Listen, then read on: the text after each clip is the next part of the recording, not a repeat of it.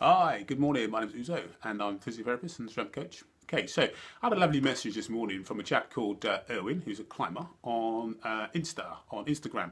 Okay, the question was, Uzo, really love your page, so thank you very much, Erwin, for that. Okay, there's some really good stuff on it, but I don't see anything on tendinitis around the elbow. And I'm a climber, and I can climb several sessions, and then I'm unable to climb because my elbow hurts. So I said, okay.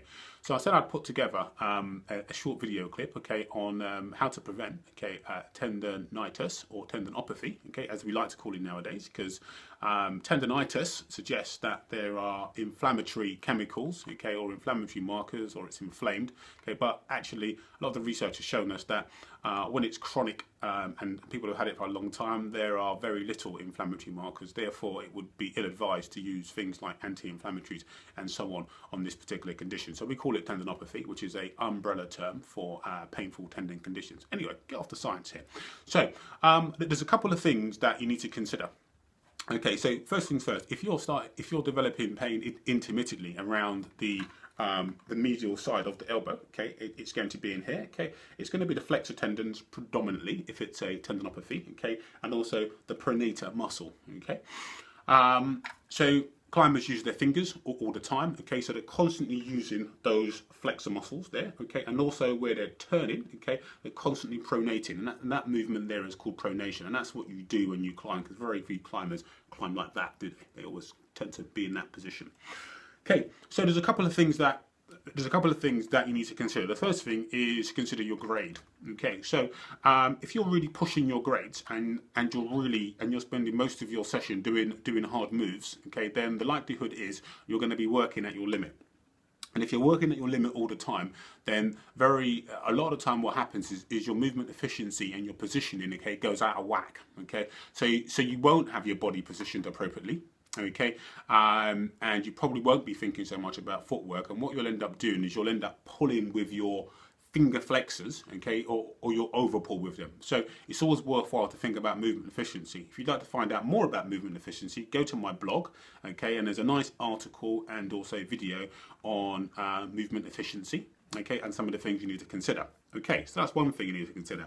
The next thing you need to consider is your overall posture. Most climbers, okay, when they are climbing, okay, they tend to be quite rounded, okay, because that's the muscle imbalance, okay, or the upper cross syndrome, which is what you will adopt, okay, because the pecs become tight, the lats become tight, teres major muscle becomes tight, which all causes you to be in that position there, okay. And most climbers, okay, they're either students or IT programmers, or they're generally sedentary most of the time, so they're sitting in, guess what, this position. So I've got a dynamometer here, okay, which is it's a machine that basically gives me a measure of how strong my finger flexors are. Now the research has shown us, okay, consistently, people that adopt poor posture, okay, and have poor upper body development, okay, tend to, okay, use their more peripheral muscles more, okay, so you tend to pull harder.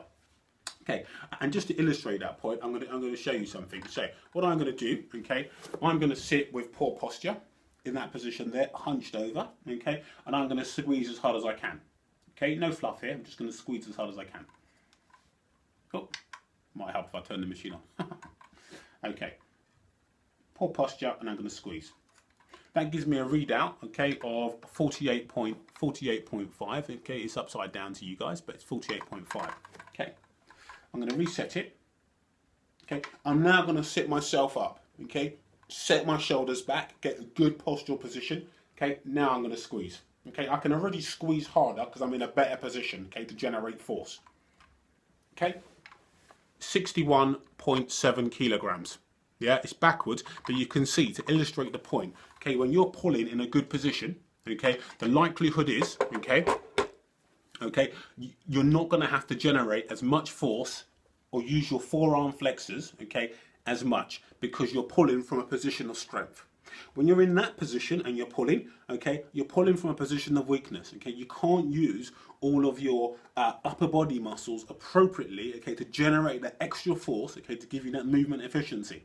So what you'll end up doing is you'll end up pulling harder with these muscles here, okay. So that is the next thing, okay. The final thing to think about is all about soft tissue quality. Now, soft tissue quality is really important because if you have a tight muscle, okay, a tight muscle is less able to generate as much force, okay, and it's less resilient, okay, to forces that are applied to it. So I'm going to move out of shot for 1 second, okay, and I'm going to grab one of my trusty lacrosse balls. Hang there for a second.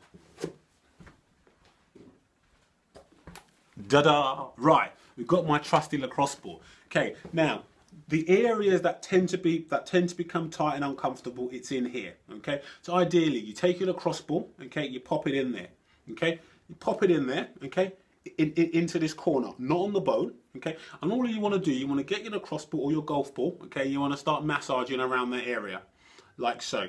Okay, there's various techniques you can use. You can just find a tender spot, okay, and just hold there. Hold it there until the symptoms have reduced or the discomfort is reduced by about 50%. Okay, and then you move along, you find another spot. The golf ball is generally better because you can be a lot more precise, okay, about what you want to do. So you get it in there, you hold it there. Okay, then what you do, okay, you can do pin and stretch. Okay, so you just simply take the arms out or the wrist out. Okay, pull it back, pull it forwards, pull it back, pull it forwards. Okay, and it's a massage. Put it right in, take it right out. Pull it right in, take it right out. The idea is this is not a comfortable procedure. Okay, it's very uncomfortable. Okay, but what you're doing is you're changing the soft tissue quality because you'll have tender points, trigger points, and it'll be sore and uncomfortable. Okay, so that's one way, okay, to prevent problems in the future. So I'm going to stop now because we're now on about 6 minutes, okay, and no one likes long videos. Okay, so we'll stop there in that position. So if you want to find out more information, okay, by all means, feel free to jump on the website. Okay, we're on Instagram, we're also on Facebook as well, and that's Inside Edge Physio or Physiotherapy. Okay, hope you've enjoyed this, and bye for now.